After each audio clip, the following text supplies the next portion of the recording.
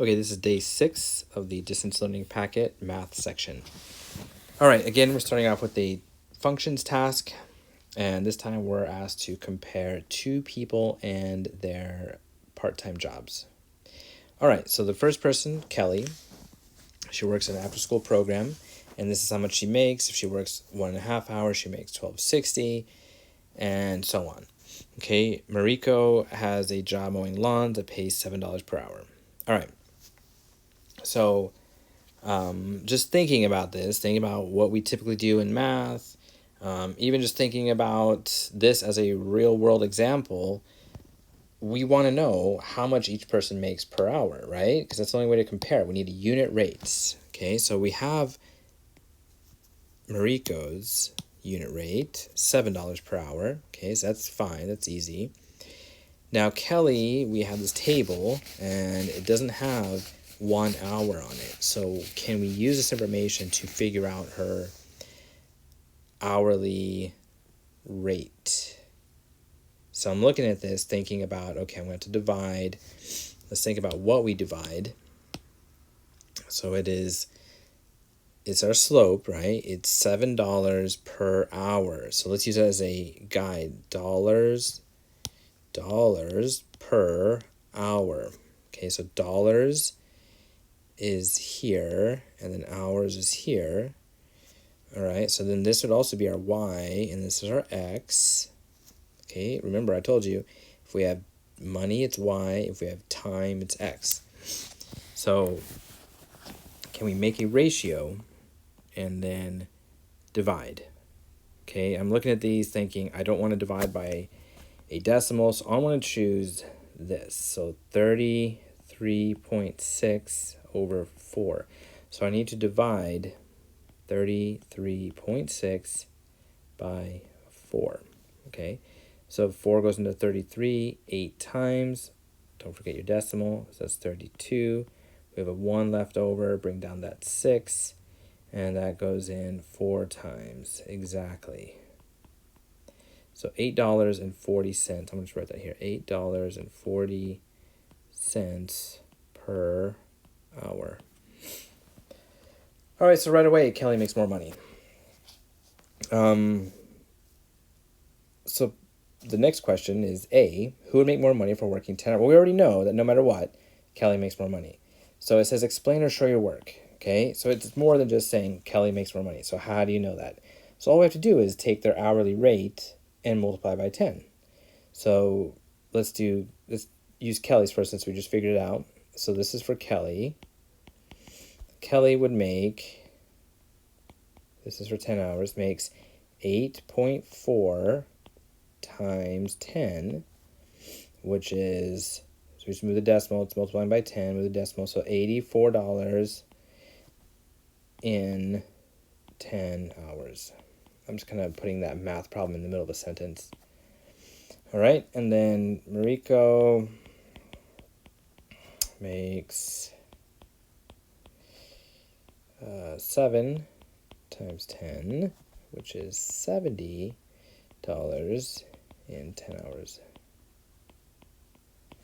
Okay, who would make more money? Kelly would, by $14. Okay, B, draw a graph that represents Y, the amount of money. Okay, we already knew that. And X for hours, and this is for Kelly. Okay, and then eventually we're going to graph both. Okay, so let's just keep that in mind. And then take a look at those lines to see how they compare.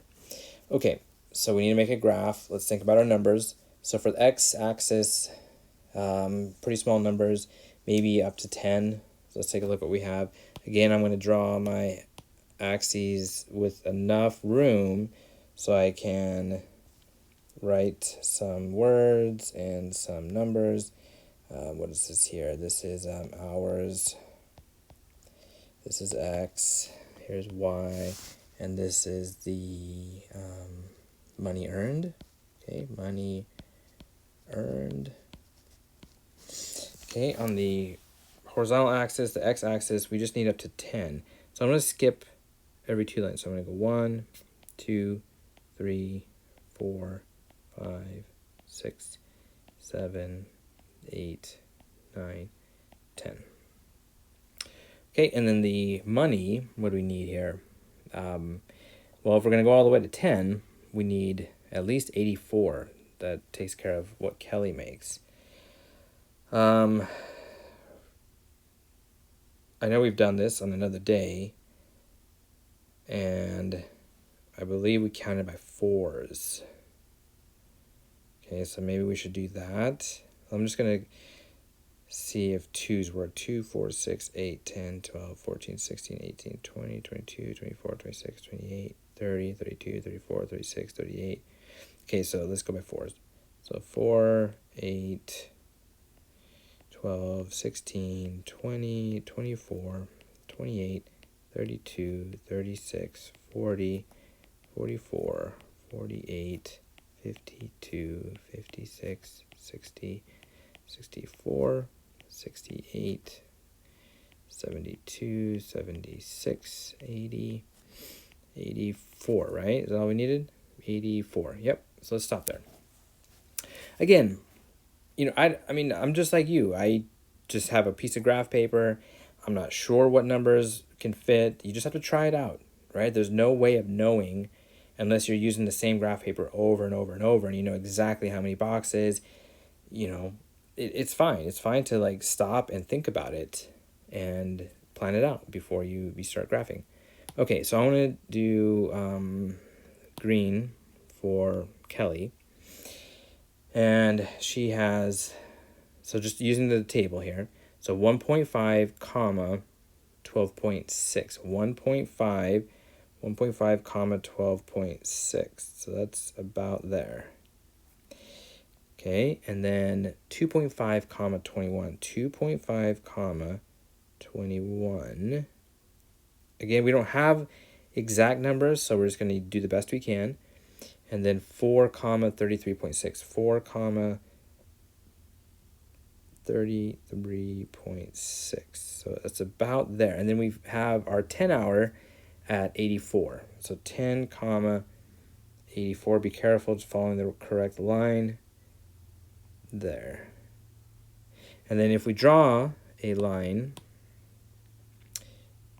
it should connect all of them, and it should go through the origin, because if they're not working, they're not making money, right? So it's proportional. Okay, so let's go back. So that's Kelly. This is Kelly. Okay, and then Mariko, we are going to do in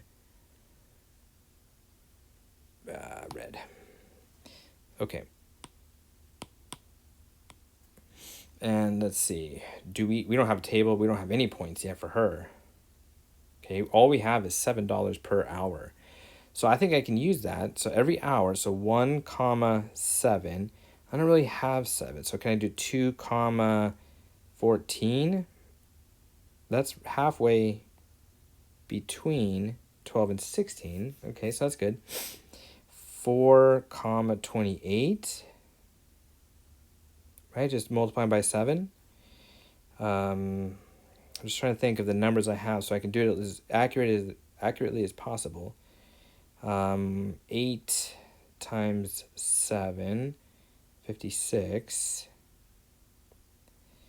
Okay, and then we have that final number, which was 70 in 10 hours. So 10 comma 70. That's halfway there.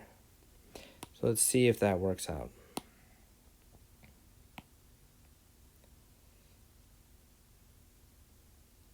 Okay, again, everything lines up.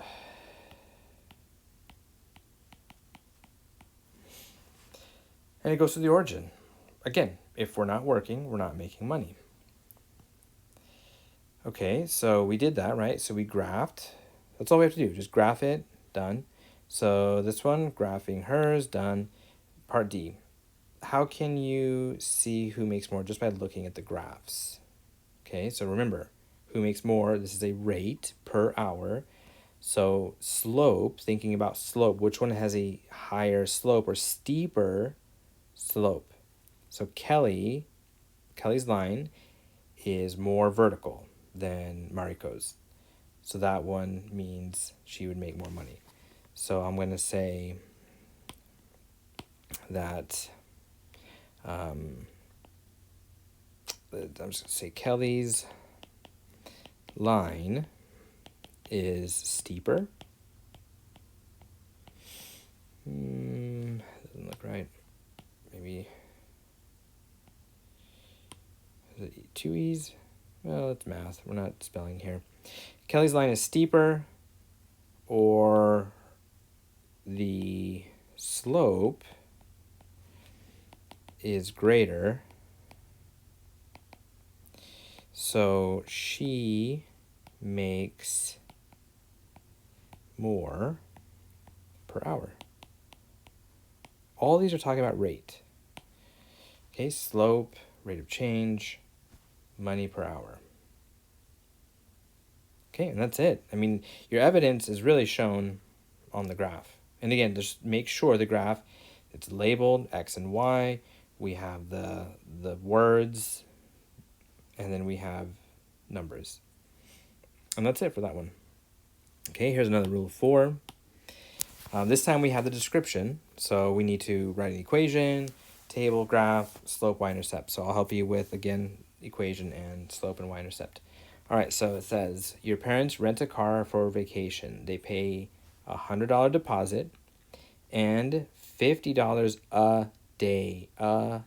So we could also say per day, $50 per day. So that's a keyword for slope. So there's our slope.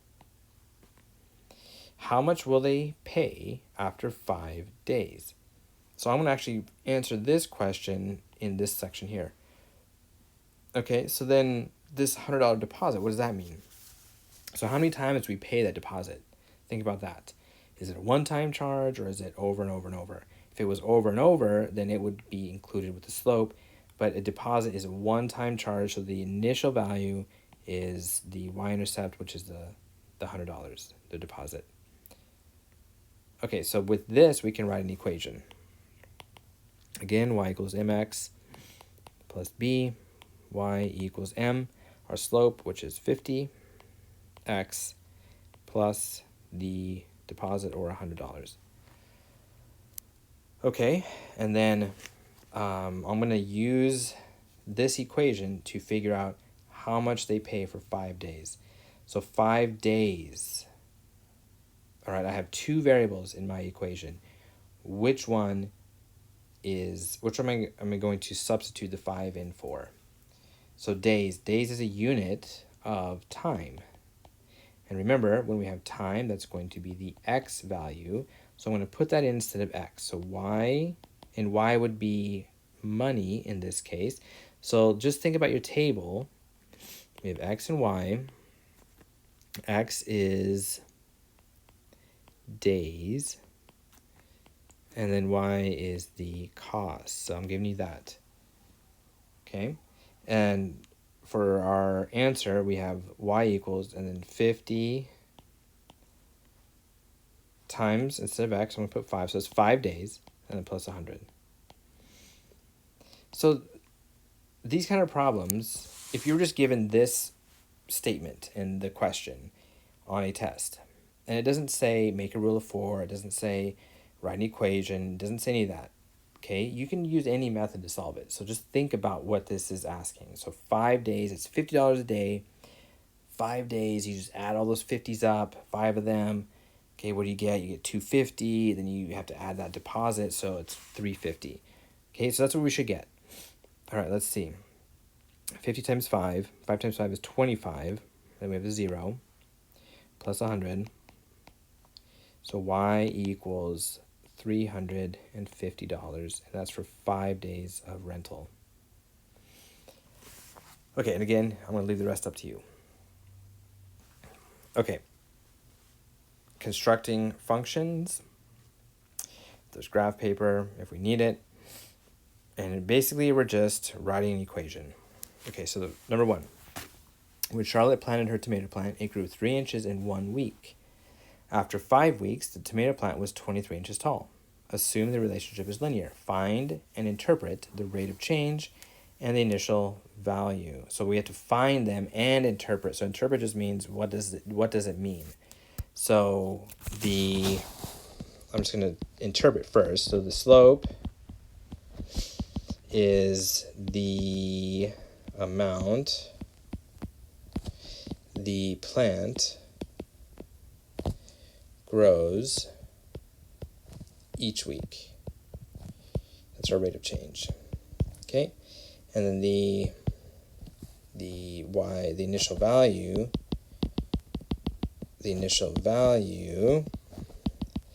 is the height, because we're talking about height of the plant when she planted it.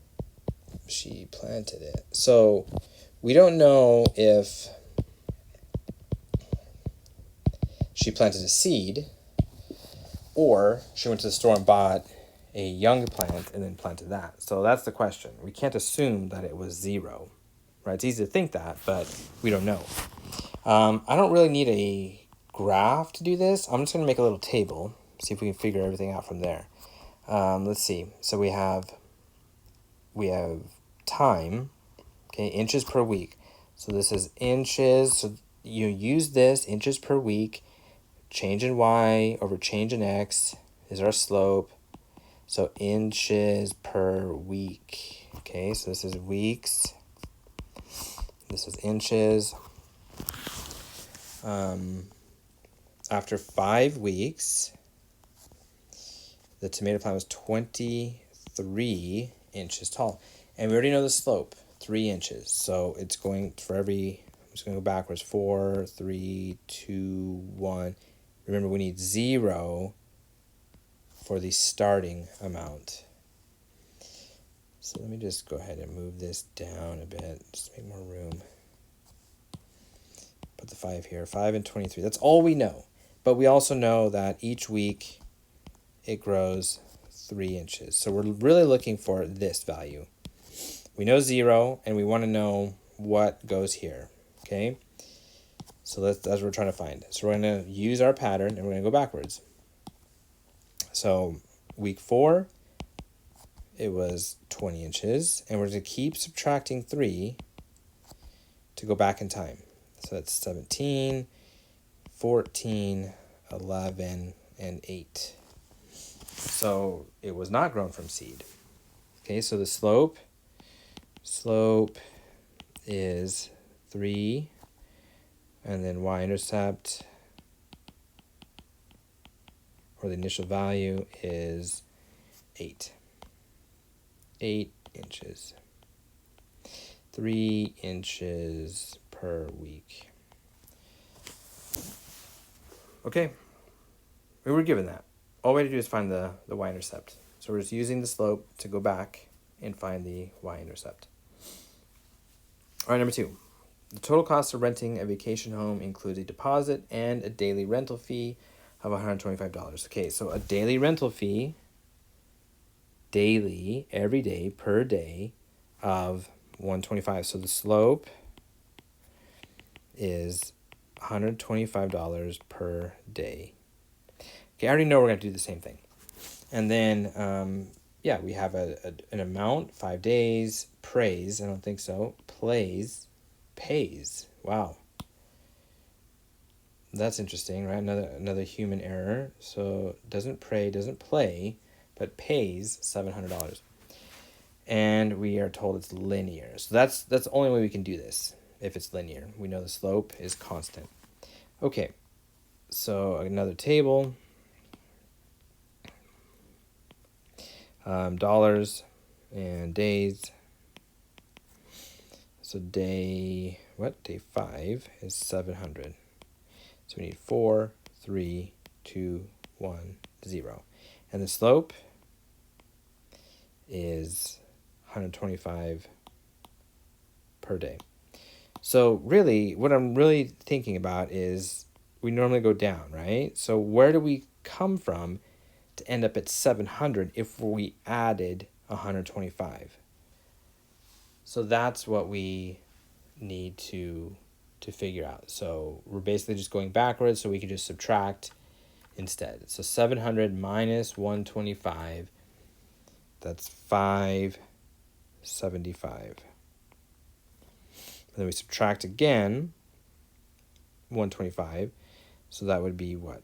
450. Okay, so 450. And then we subtract another 125, and we get 325.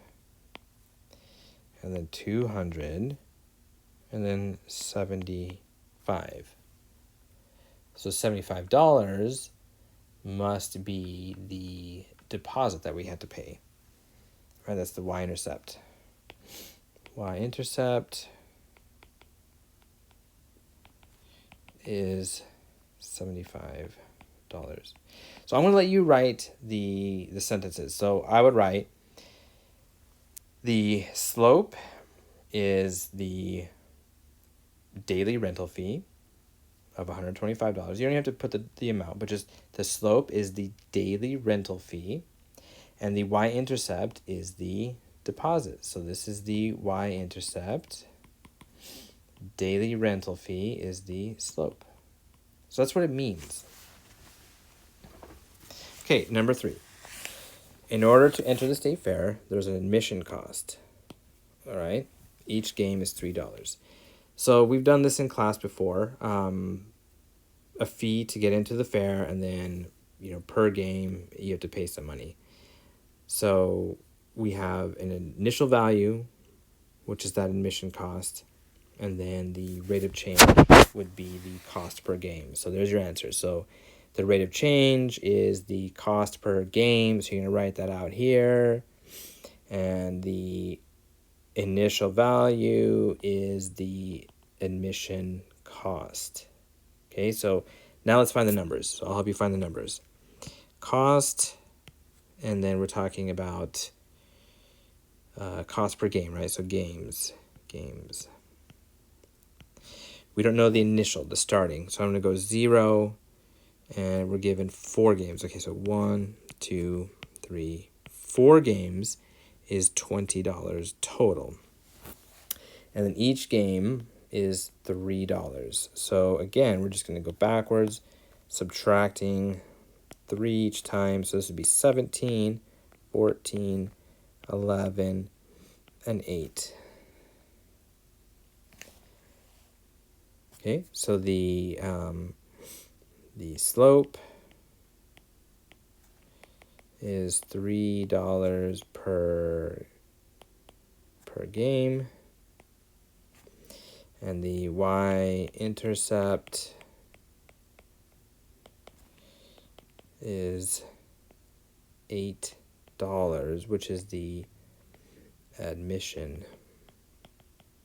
cost. So basically it costs $8 to get into the fair, and that's $3 per game. Again, think about reasonability. This is a fair. If you end up with a number like 400, right, you might want to go back and check your work. All right, number 4. After writing part of his novel, Thomas is now writing 16 pages per week. After 4 weeks, he has written 85 pages. So here's pages per week. That's the slope. Y-intercept, we don't know, but it basically means where did he start. So the starting page is the y-intercept. Okay. All right, another table. Pages per week. Pages per week. So pages per week. 16. Wow, 16. Oh, 16 pages per week. So that's our slope. That's not our given value. So it's 4 weeks and 85. So 0, 1, 2, 3, 4, and 85. Okay. And then we're going to go by 16. So that's our rate of change. So every week he writes 16 pages. So 85. And then before that, started off at 69 pages. So when we add 16, we get to our 85. That's our pattern. Okay, but we're going backwards, so we're subtracting. Okay, so 69 minus 16 is 53. 53 minus 16 is 37. And then minus 16 again gives us 21. So he's written 21 pages. So after he's written 21 pages, kind of in a groove, and now he's writing 16 pages per week. Okay, so the slope is 16. It's just what we're given here, pages per week. The y-intercept, or the initial value, I'm just going to put that, I'm just going to put starting page. Starting page is page 21. Page 21. Okay, so he probably took him a while to get into his groove, so he maybe took longer to write the first 21 pages, and then by that time he was ready and was cranking out 16 pages per week. All right, so I use a table for all this. You could also graph it. They're all they're not proportional because we have a y-intercept. So that we don't have initially. So to graph it, honestly, I would still use a table. I would use a table and then put the points on a graph and see what that looks like. Now, it's not necessary because what you could do is graph the initial point, right? You have to put your numbers in. Okay, so you're going to make your graph, put your numbers, and you're going to give the 1 point that's given. Okay, and that's the way we started off our table. And then you use the slope. Remember, rise over run. Following the pattern. Normally it's like up and over, right? And then we draw our line. But this time we're going to go backwards because we're looking for the number where it crosses. So you're going to go backwards, okay? So over and down, over and down, over and down until you get to the y-axis. Is that easier? Perhaps. It depends on you. Okay, whatever makes sense to you. If you're really good at graphing but not so good at making tables, then I would use the graph.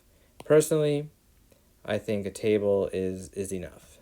The thing about graphs is if you're not careful, you may make a mistake and your line is off, you miscounted. There's a lot of ways to make mistakes. So I tend to look at tables. That way we can use a calculator. We can actually subtract. We can do it over and over at least 2 or 3 times to make sure we didn't push the wrong button and get the wrong answer. So tables, a little bit more straightforward for me. But again, do what works for you. Okay, and then our last part, we're asked to take 30% of 900. So lots of ways to think about this. I'm just going to do, instead of doing math, an equation or any arithmetic, let's say we have a bar that's 900, and then I want to just kind of divide that into 10 pieces. Okay, so 1, 2, 3, 4, 5, 6, 7, 8, 9, and 10 pieces. Okay, and then 30%. So each of these is 10%, right? It's 10%, 10%, etc. Okay, we want 30 of them. Okay, so we want 30. So we have 3 of those 10. So we have 30%. So how much is in each of those boxes? So I have 900. I split it up into 10 pieces. How much goes in each piece? Well, it's going to be 90 and 90 and 90. So if I add 90 by itself 10 times, I will get 900. So then 30%, 3 of those, is how much? 270. Or if, the algebraic way works better for you, it means times. 30% as a decimal, we move it 2 places, so it's 0.3 times 900. Okay, so 900 times 0.3. 3 times 0 is 0. 0. 3 times 9 is 27. Okay, and then we, very easy to make this mistake. Remember, we have one decimal place. We have to do the same over here. And we also get 270. So whichever way works, that's just two strategies out of many. Okay, so there's our answer. Again, I'm going to leave the rest up to you. And that is all for day 6.